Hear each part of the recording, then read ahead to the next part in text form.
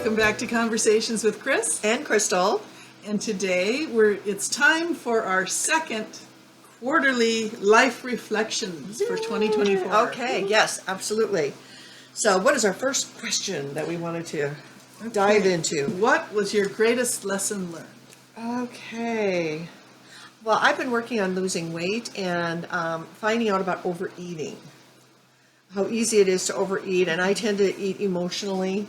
If I get depressed, if I get frustrated, if I'm offended by someone or whatever, I just want to go eat, and I need to get a grip on that and change the lifestyle, if you will, of overeating. Yeah. Okay. That's my big. I don't think I have anything. Nope, that's it. For me, it was keep your eyes on the Lord, because I often think about Peter, how when he got out of the boat, he's like, oh, let me walk on the water too, Lord. And then he starts seeing all the waves and everything. Instead of keeping his eyes on the Lord, and that's what caused him to sink down. Yep. And we all do it. Yeah, because we do. When I lost my job recently, I had my eyes on the Lord, and then I started looking around at how am I going to pay my bills and stuff, and God's like, yes, up here. Yeah. And kept me on track, and I'm so glad that I feel like that was a win for a change instead of the losses I usually do. That was my grandma's favorite song, was Turn Your Eyes Upon Jesus. Look full at Him and let everything else go by the wayside. Yeah, that is an excellent one. Also, did we, you had noted that you changed your word. Oh, that's right. Our word for the year. Mine had started out as being wisdom. And mine was peace. And mine has changed because God has been working on me for meekness, because what meekness means is suffering through trials and tribulations without complaining. And so he's been like, okay, let's throw this one at you and see how you deal with that. So I've been trying really hard not to be a complainer and a whiner. And I really hate it when people complain and whine at me. And I think that's why God is giving me this, because he's like, you need to stop it too. Yeah. So I hear you. So that's my new word, is meekness. So I'm still on peace. And I've had people ask me for whatever reason, they feel led to have me pray for them for peace. And I said, well, because it's your word. I've been working on that a long time, a lot of years, just to get rid of the drama in life and the trauma, drama and trauma. The trauma of drama. Yeah, because you give it to God and you let Him take care of it, and that's where you're supposed to go at. And you should be living in peace. You should have that peace that passes understanding. So, and then we've got the hardest thing? Yeah, the hardest thing I'm working on is the weight loss. That really, I've really had to go to God with that one too, and have Him help me, like I said, with the overeating, the emotional aspect of it, the negativity, all of that kind of fun stuff. Yeah, it's a hard one to get past. It is, and I was thinking about that. I'm going to check in. I've kind of talked to myself about it. Is what is it that my body's protecting me from? Ooh, yes, because my body is a lot like my grandmother's, and I think that she did the same thing. I think the body has convinced itself that we need to protect her from something. I don't know what it is, so I'm starting to research that a little bit and pray about that and look into that and see about what I can let go of. Oh yeah, let go of something that I'm hanging on to. That's good. Yeah. Well, my hardest thing was being betrayed by the place that I thought I was going to work at for the rest of my career. That was really hard, but God got me through it. Yep. Once again, a new change, a new thing, time to move on and do something different. But again, what is your purpose is not to sit and do nothing. Right. It's to do something, anything. And then God will, God can't steer a parked car. Yeah, because if I had just sat there after that happened and not put out any resumes or anything, I'd still be sitting there. So, don't sit there. Get up and do something. And the place that hired me, they said, you have no idea how long we've been looking for you. Yes. And I was like, whoa, that is truly from God. Yeah, that is a confirmation, absolutely. Let's see, biggest accomplishment? Well, now I've had 6 script supervisor continuity coordinator positions. And so that has been very satisfying. I really enjoy that. And Yeah. hopefully I can do even more. We're going to start teaching it now, too. Oh, that's awesome. Yep. Yeah. My biggest accomplishment was making these buttons Yes, that's right. that God gave this to me because, That it's coming. So read what it says on it. well, it says God's promise, not false pride. Because this being June, it's Yes. Pride Month for the homosexual Yeah, community. yeah.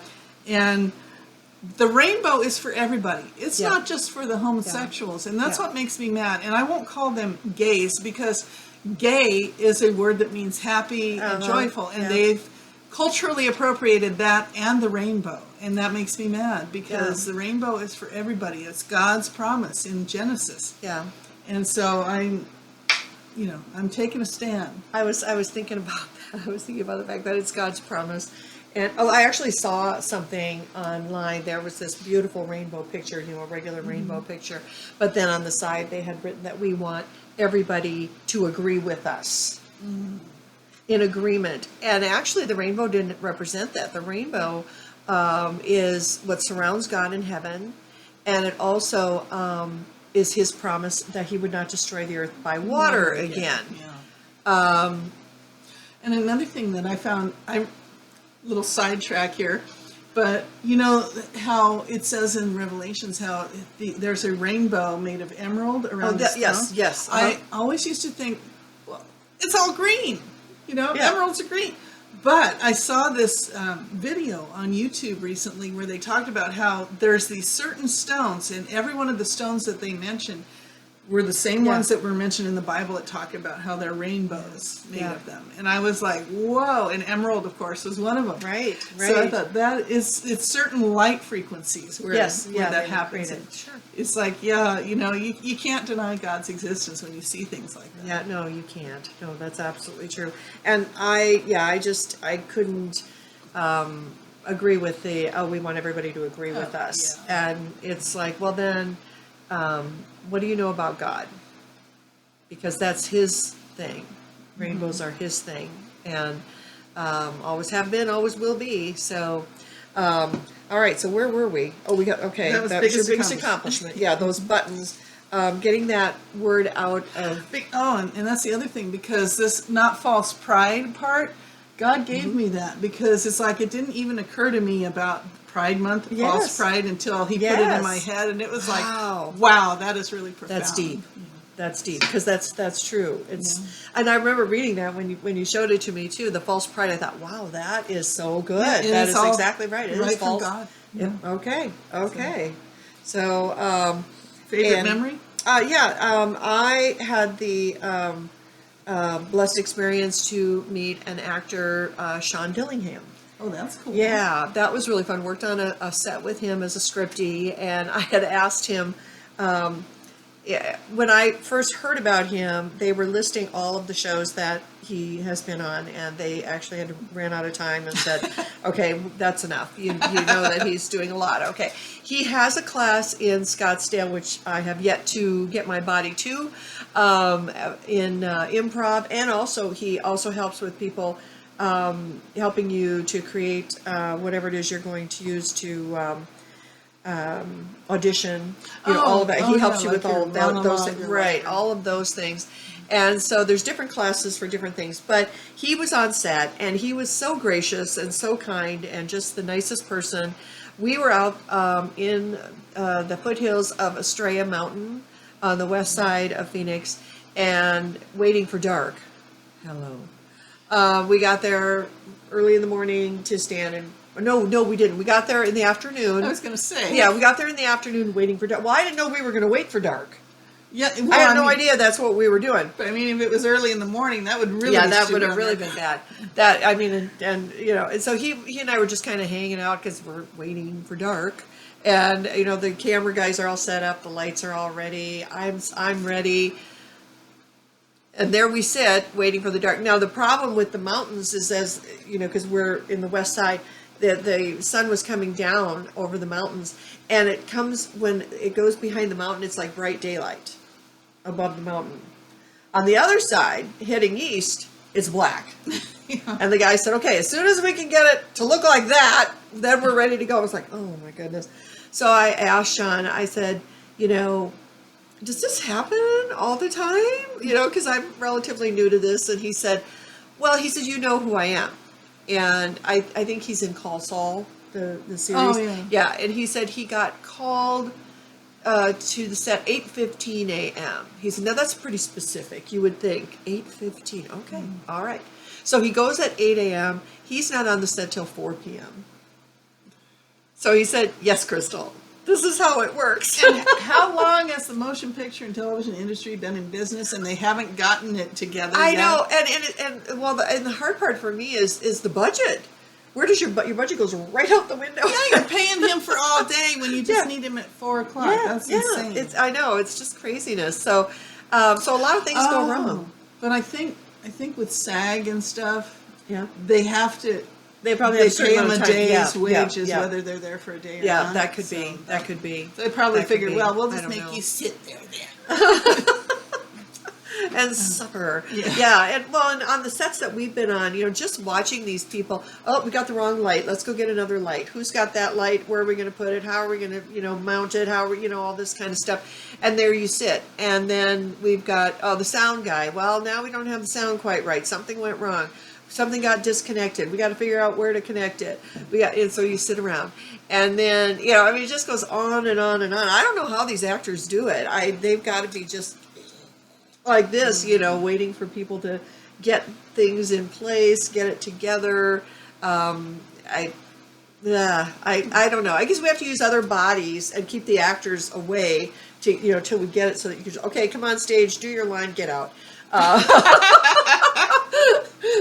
That was something they told us. They said, so are you getting into this industry because you want to meet famous actors? And they said, no, you don't. So they said they are not what you think they are. Yeah. And I'm sure that happens. But Sean was just a treasure. He was really sweet. I remember stories about Seinfeld, how all the main cast totally ignored the extras like they were furniture. Because that's what extras are called, is moving furniture. That's basically. right. That's right. Yeah. Okay. Yeah. So okay. I couldn't be like that. That's probably why we're not famous. I know. That's it. Because we're not, what is the word? Yeah, we're not upwardly mobile in that particular profession. I think I was thinking, like when I was a cheerleader and they told us that, you can only associate with certain people because now you were a cheerleader. Yeah. And out of 18 girls, I'm the only one who laughs hysterically. Fell on the floor laughing, yeah. I did. And she was the one who started the ROTFLOL. What is that? Rolling on the floor laughing. That's it. There you go. Yeah. And when I got up, everybody looked at me like I had 3 heads. What is so funny? And I said, you got to be kidding me. I mean, I was raised that you get along with everybody, you work with everybody, everybody is important, nobody is better than anybody else, and here you are in high school having a teacher tell you that you have to be better than everybody else. Wow. Yeah. That's heavy. That's really heavy. I never wanted to be that person. So okay, so did you have a favorite memory? Yes. Before Mother's Day, one of my 7th graders handmade a Mother's Day card for me. He called me Mommy Yellow. Oh. Yeah. That was really sweet. That is very sweet. Oh, they were thinking of you. Yeah. What did you love the most? Love the most. Doing the scripty work has been very satisfying. And because I'm very organized and I like to be organized, and it's an entity unto itself, and you don't have to worry about anybody bugging you, and Except using your table. Except using my table. Oh my gosh, I did it again. Last weekend I set up the table and I never got to use it because everybody put their stuff on it. And so fortunately, a sign that says crystals do not touch. I got this really nice camping chair that has a table that pops up. Mm-hmm. And then I got my one of those clipboards that opens up, you have stuff inside. Oh, yeah. Yeah. So I'm able to set that there and work from that. My table It's just not going to happen. I did buy a cart. I haven't brought that with me yet. But we'll see. We'll see where it ends up. Or you'll need a guard for your stuff. I know. Well, and again, people came up to me again, oh, do you have any of this? Do you have any of that? Do you have something? And that's why I wanted the cart. I wanted all that stuff in boxes on the cart so that I can organize it quickly. And help everybody who needs help. Seems to be a lot of that going around. Well, what I loved the most was trusting the Lord and getting a better job. Yes, that was amazing, and I am rejoicing with you on that job because I am in the next in line for God to bless my efforts, bless what we're doing, whether it's this production or it's Your film scripting work stuff and something like that. That actually right now I'm volunteering all the time, so it's time to make some money. Yeah, for God. Yeah, to further the kingdom. See, and what would you like to learn? Well, before my recent adventure occurred, I had bought a tufting gun and a tufting frame, and what that means is these tufting guns, they're so cool. It's electric, so it's like making a carpet. So you put your canvas on the frame, and then you're like with the tufting gun with the sound effects. Yeah. And so there's things I want to make a tufted purse. Oh, so okay. I want to learn how to tuft. And then we're tufting. Yeah. Okay. I just want to read Ernest Hemingway. I want to read something about him, by him. I don't think I've ever really looked into it. My first few years of life I was in Key West. And so, so it's kind of a connection there. And it was always important to my mom and my dad both. Key West was a very important part of our lives. My dad was in the Navy at the time. And so that's where people, I'm from Minnesota originally, people go, no, you're not, because your accent is wrong. I mean, you'd think I'd have a Cuban accent. I can't even imagine you with a Cuban accent. I can't either, but I do have some southern kind of twang that goes on, but I would think it'd be Cuban if it came from Key West. Yeah. But anyway, I will make some effort to look into the man and report back next time. He's a big fan of cats that had more than 5 Oh, fingers. yeah, they had the thumb. Yeah, they had polydactyl cats. cats. Oh, there you go. Wow, and fancy. some of his descendants of his cats still live out there. Oh, wow. So if you ever see one of those, it could quite possibly be from. Oh, wow. I have never heard that. I've heard a lot of things about him, but I've never heard that. Yeah, well, being the cat lover that I am, True. Of course, anything with cats. Yeah, yep. Sounds good. Okay. So what do you know and want to improve upon? As far as the film industry is concerned, I'm kind of thinking, I think I should buy a camera. Because, people can't get enough of finding a camera. We have a lot of camera people. They're using somebody else's equipment all the time. And I feel like maybe we should invest in a camera. And then I can say, you can use my camera if I could be your scriptie. Yeah, or you can rent my camera. Oh, yeah, absolutely. Absolutely. You would want to rent the camera out because they are expensive, but I'd have to figure out how to do insurance and things like that because I know some of the other people are questioning that right now, too. That makes me tired just thinking. One more thing to look up. One more thing to figure out. One more thing to think of. Yes. How about you? Well, at my new place, my new job, there was this, they took me on a tour of the school, and there was this piano sitting outside, and I didn't tell you, it's yellow. This piano. No! Yeah! No! Sitting outside my door. Did you say something to them, or did they already figure it out? Oh, they figured it out the day. And I did mention that all the kids called me Miss Yellow, and they thought Okay. that was really cool. But Okay. anyway, so this piano's sitting there, and they said, "You want a piano?" And haha, and so I said, "Well, hey, you can always put it back in the room. I'd be happy with that." Yeah. Really? We'll do that for you then. Yeah. So I'm going to have a piano in my classroom, and I haven't been able to touch my piano in a long time. But now, if there's going to be one in my classroom, Yeah. I'll get to Yes. practice Yeah. more. And yay! Yes, yes, yeah. She used to sell organs, Yeah. and play, Yeah. a lot. So yes, that's a great thing. And your goals. And the goals. I've got to get this Christmas play at the church off the ground. I'm pretty sure by July I'm going to need to start having auditions and things like that, so we can start working on it right away. Would I be allowed to audition for that? Sure. Okay, because I was thinking you might want somebody in there who knows what they're doing.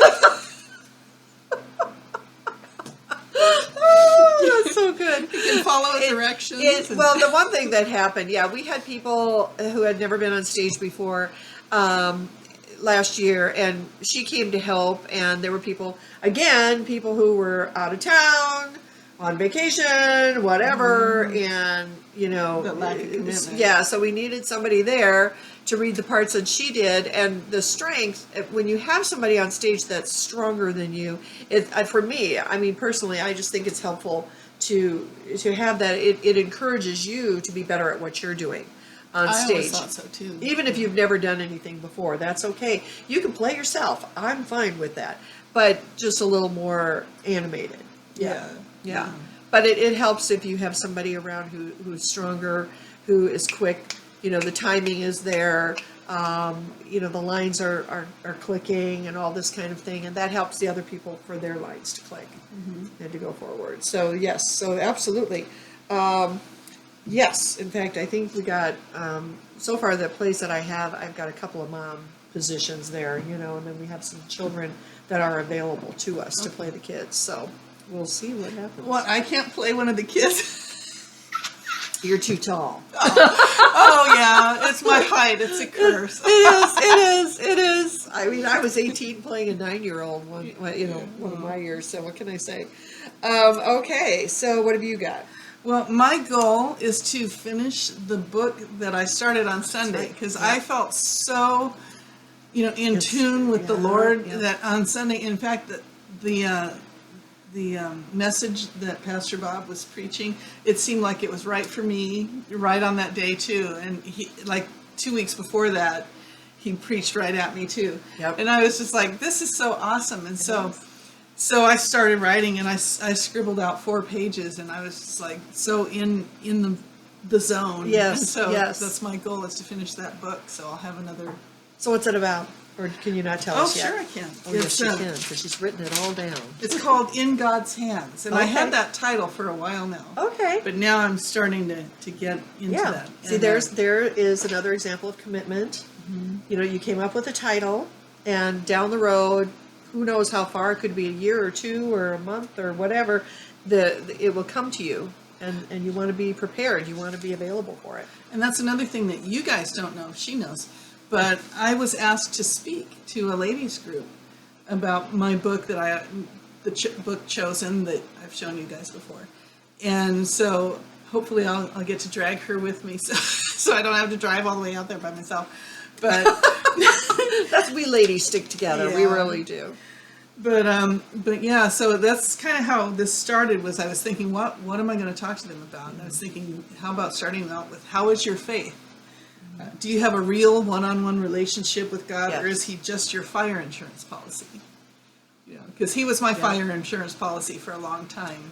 Because you're like, oh, good, I've got it taken care of. I'm not going to go to hell. I'm fine. Good. Yes. But then there's more to that relationship. He wants to really be a part of your life. And once you let him in there, I tell you, just the joy that you get. Yeah, Because I that's it. suffered from depression for years, and I haven't had a bit of it since God has really started to work in my life. And so, I'm sorry, I'm turning this into like a praise God kind of thing, but- Amen, sister. Yeah, no. I Okay. was just going to say, we'd also like to hear from you what your Yes. second quarter has been like. Right. So please let us know. Yeah, where you're going to be heading there, or what you'd like to do. Always look forward to that. Yeah. And remember Take care of yourself because nobody else will. Bye for now.